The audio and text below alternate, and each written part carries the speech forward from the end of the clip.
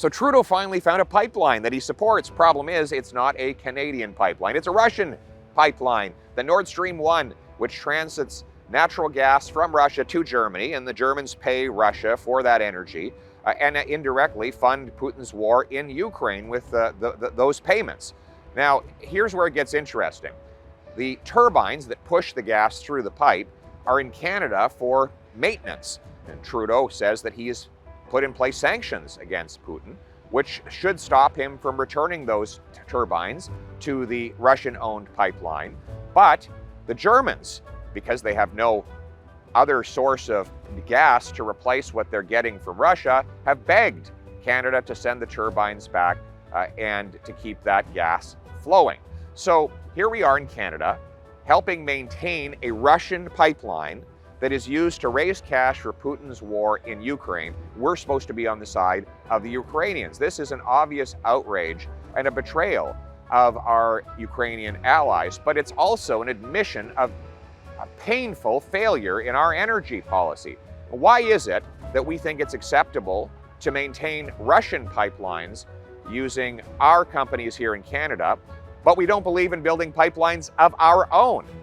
Think of this. When Trudeau took office, there were about 15 proposals to build liquefaction facilities that would allow us to put natural gas on ships and send them overseas, including to Europe. None of those projects have actually gotten built because Trudeau has created a gatekeeper economy where it is impossible to get building and other permits necessary for these projects to go ahead, even though they are very profitable and pay massive wages. So here's the solution. Get the gatekeepers out of the way, repeal the anti-energy laws, and signal that a government in Canada will fast-track sign-off on projects like those proposed in Newfoundland, New Brunswick, and Quebec to liquefy natural gas and ship it over to countries that desperately need it, either to displace the energy they're getting from dictatorships like Putin's, or to shut down dirtier sources of energy like coal fire in Asia.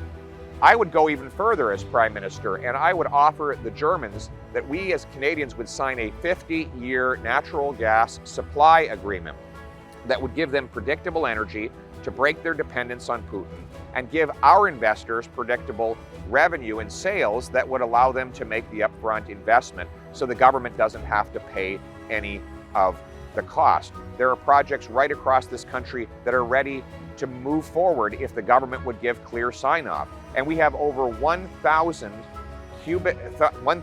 trillion cubic feet of natural gas that we could bring to the surface and liquefy using the cleanest electricity grid in the world and the cold weather that makes it possible to liquefy gas.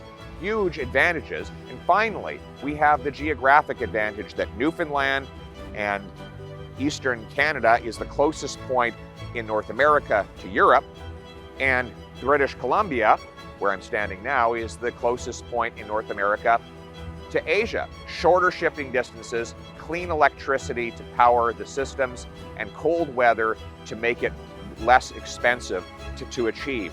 Now we need is a government that will remove the gatekeepers, unleash the production of our clean Canadian natural gas to bring dollars from dictators and turn them into paychecks for our people. No, it won't happen overnight, but if we don't start now, then the next time there's a crisis, we'll be in exactly the same humiliating position where we're not only indirectly helping a foreign dictator, but in this case, directly serving his interests because of this outrageous turbine concession. So let us take back control of our energy. Let's put paychecks in our people's pockets, and let's make this the energy superpower of the world.